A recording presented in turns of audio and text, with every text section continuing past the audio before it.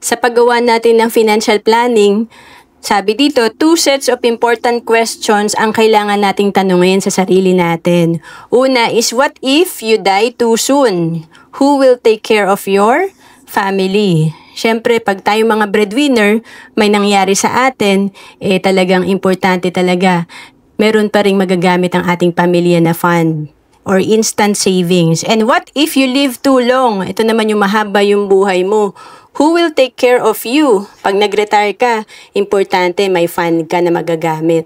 Kaya naman ang solusyon natin, what if you die too soon? You need life insurance para i-take care ang pamilya mo. Kasi ang life insurance, ito yung instant money na makukuha ng ating pamilya. Instant savings para sa mga naiwan nating responsibility.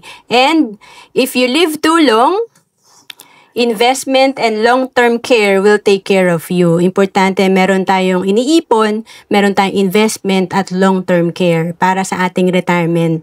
Kaya naman noong 2012, nagsimula ako sa Kaiser kasi nandito na yung 3 na kailangan ko sa aking personal finance. Dito, meron na tayong investment, meron tayong healthcare at life insurance.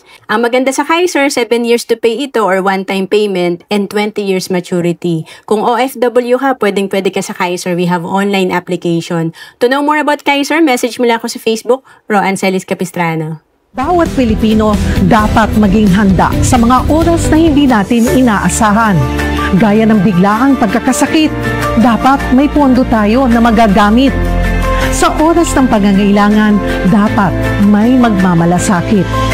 At sa pagtanda, walang pangamba, dapat may mag-aalaga.